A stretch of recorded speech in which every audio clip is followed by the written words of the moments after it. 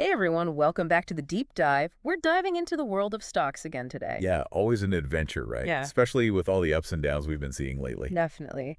And the goal for our deep dive today is to really try to cut through that volatility you mentioned, to try to find some potential investment opportunities. We're basing this off I'd say, is some pretty strong analysis that crossed our desk. Yeah, it's really comprehensive. I mean, it covers a pretty wide spectrum, actually, of investment styles, high growth companies, Yeah. some more value-oriented plays, even takes a look at how some of the major trends like AI, are impacting different sectors. So really something for everyone. Yeah, I think our listeners will appreciate that. Okay, let's kick things off with some high conviction picks that caught our eye. I think Trade Desk, TTD, is a really good place to start. The stock's taken a pretty big hit, down 50% in the last 3 months. Right. A drop like that definitely makes you stop and pay attention, but you have to look under the hood. Right. Like, Dig a little deeper. exactly. And in this case, the analysis is still showing, some pretty healthy revenue growth. They're expecting something like 15 to 20% per year. And then you look at the forward PE ratio, it's around 40. So maybe not as scary as that initial 50% drop might make it seem. Well, it really makes you wonder if this could be a good time for, a patient investor to buy into that growth at a discount while everyone else is running for the hills. Hmm. But that's the big question, isn't it? Absolutely. Okay, next up we have Shopify, SHOP. This one's been a bit of a market darling for a while now. Long-term growth story, everyone's talking about it. Forward PE a little higher though, around 56. Yeah, that's true. But they've been consistently delivering, 20% or more annual growth year after year. So you have to ask, is that premium really justified? For a company like that operating in e-commerce, such a crucial space, I'd say the market tends to, reward that kind of performance with a higher valuation. I don't know. What do you think? It's a tough call, for sure. I think it really comes down to how much you believe in their ability to maintain that market dominance and to keep that growth engine running, for the long haul. Speaking of market dominance, let's move on to PayPal, PYPL. This one's actually been flagged as potentially undervalued. Interesting, right? They have a low PE, strong cash flow, active share buybacks, and the expectation is that their revenue growth is actually going to pick up steam in the coming quarters. Yeah, almost sounds too good to be true, doesn't it? The market might just be overlooking PayPal right now. And if that's the case, well, these are all signs of, a potential turnaround, a classic value play, as they say. I think what we need to look at more closely is what exactly is driving that expected revenue acceleration. Makes sense. Okay, we've got two more in this high conviction category: Celsius, CELH, and ELF Beauty, Oh, ELF. yeah, those two are interesting. So, Celsius, the expectation is that we'll see explosive revenue growth once they fully integrate that Alani deal. We're probably talking late 2024, 2025 before it really takes off. Then there's ELF Beauty. Kind of surprising, actually, but it's being identified as potentially undervalued, currently trading in the 60s. But there's some pretty bullish signals coming from the options market, specifically those long-dated call option premiums. Yeah, that's a good point.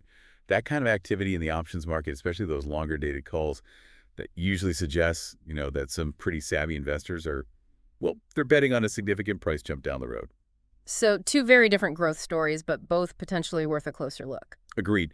For Celsius, it really comes down to how smoothly that Alani integration goes. Hmm. As for ELF, those option premiums are definitely a point in their favor, but it's not a sure thing, of course. Anything can happen in the market. Right, nothing's ever guaranteed. Let's shift gears a bit. The analysis also highlighted some what they called value plays with catalysts. These are companies that are maybe a bit under the radar, but they've got some specific factors that could really boost their share price. The first one here is Cheesecake Factory, KKE. Cheesecake Factory. Never would have thought of that one. Yeah, me neither. Small cap with a low PE under 15. And there's potential for some pretty significant growth. They even threw out a target of $100 plus. The catalyst here, the thing that could really make this happen, is a recovery in the Russell 2000 index. Ah, I see. So the thinking is if the broader market for small cap stocks starts to pick up, companies like Cheesecake Factory with multiple restaurant concepts that could be scaled up, they'd be well positioned to ride that wave. Exactly. And then we have Estee Lauder, EL, another one that's seen its share price take a hit recently. So there's potential for a rebound, a pretty substantial one, if their revenue and earnings can just, well, stabilize at their current levels, which are in the 60s right now. Yeah, I mean, turnaround situations like that, they can be really profitable if, if the company can address those underlying issues and show that they're getting back on track to profitability and growth. But you got to watch those financial reports like a hawk to see if that stabilization is actually happening. Good point. And last but not least in this section, Whirlpool, WHR. This one's being positioned as a play on a potential recovery in the housing market. Makes sense. Right. So the idea is with existing home sales maybe bottoming out, Whirlpool, as a major appliance supplier, well, they could benefit from that cyclical upturn. Yeah, but that's a pretty macro-driven thesis. It's all tied to the housing market. Mm. If, let's say, interest rates start to stabilize or even come down a bit, that could spark more activity, and that would definitely be good news for Whirlpool, but got to keep an eye on those interest rates. Definitely. All right, let's talk about the AI and tech scene. Yeah, that's where all the buzz is these days. It really is. So NVIDIA, NVDA, they're still the big dog when it comes to AI chips. But the landscape is changing, right? Oh, absolutely. Yeah. You've got companies like AMD coming up with their MI350 chip and others. Yeah. It's getting competitive. Right. And that competition is, well, it's got some people a little bit nervous about NVIDIA. It's a high growth company, but it's also considered high risk. It's currently trading at 25 times its projected 2025 earnings. Yeah, that's a pretty hefty multiple. But then again, AI is such a rapidly evolving field. I mean, who knows what the landscape will even look like in a couple of years. That valuation, it reflects those high growth expectations, but it also reflects that uncertainty. It's a gamble. A high stakes gamble. Exactly. Speaking of high stakes, we've got Amazon, AMZN. They've had their ups and downs in the market lately, but overall, they're still seen as a powerhouse, both in cloud services with AWS and in e-commerce. And with the recent price dips, some analysts are saying, well, this could be a good buying opportunity.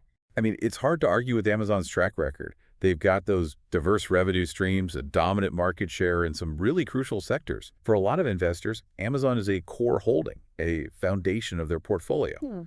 And if the price pulls back significantly, a lot of people are going to see that as a chance to grab some more shares. Dollar cost averaging at its finest.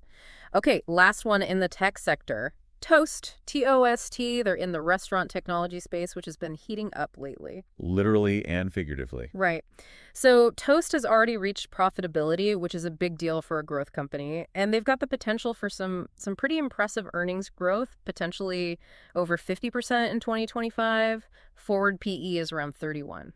For a growth-oriented company, becoming profitable, that's a major milestone. It shows they're figuring things out. And if they can, maintain that momentum, really penetrate the restaurant tech market, that earnings growth, I think, is definitely within reach. It's a space to watch, that's for sure. Absolutely. Okay, before we wrap up, let's touch on a couple of broader market trends that are worth keeping an eye on. First, there's been some chatter about a potential data center bubble. Oh, yeah. Some concerns about, maybe a little too much speculative building going on. But at the same time, there's no denying the massive demand for AI infrastructure, which is only going to grow in the coming years. Right, you can't ignore that. Right. Companies like Eaton and GE Vernova, they're being highlighted as, well, as potential beneficiaries of this trend, regardless of any bubbles that might or might not be forming. Yeah, it's interesting, isn't it? It's like you've got this tension between, maybe some overexuberance in certain corners of the market, and then these really powerful, fundamental, long-term trends like AI that are just driving demand. Yeah. I think it highlights, just how dynamic and complex the market can be. Couldn't have said it better myself. And finally, there's this idea of a potential small cap revival. I mean, small cap stocks have been lagging behind for a while now. But if the Russell 2000 index can break out of its slump, companies like, we mentioned Cheesecake Factory earlier, but also companies like SoFi, they could see some pretty impressive gains. Yeah, a lot of analysts are saying that small cap stocks are actually undervalued right now compared to their larger cap counterparts. Yeah. So if the overall market sentiment improves even a little bit, it could trigger a pretty big rally in that segment. It's definitely something to keep in mind. So where does this leave us? Well, I think the big takeaway here is the importance of diversification. Absolutely. Spreading your investments across different types of companies, different sectors, different investment styles. We've got growth stocks like Shopify, Celsius, value plays like PayPal, Cheesecake Factory, even some cyclical plays tied to the housing market like Whirlpool. It's about not putting all your eggs in one basket. Exactly. And the other key point, I think, is patience. It might be wise to wait for a better entry point for some of those high-flying growth stocks. Yeah. But at the same time, you got to be ready to jump on those value opportunities when they pop up. Right, it's a balancing act. It always is. But I think the most important thing is, do your own research. Don't just take our word for it or anyone's word for it, really. Dig into those company financials, understand the industries they're in, and, think about your own risk tolerance and your investment goals. I couldn't agree more. And that's it for our deep dive today. We covered a lot of ground, looked at some high conviction picks, some value plays, some exciting developments in the tech world. Hopefully this is giving you, the listeners, some food for thought as you navigate the always interesting world of investing. Yeah, it's a wild ride, but it can also be incredibly rewarding. No doubt about it. Now, as you think about your own investment strategy, your own risk appetite, which of these sectors or maybe even specific companies really resonate with you? Which ones are you going to explore further? That's something I encourage you to think about. Thanks for listening. Until next time.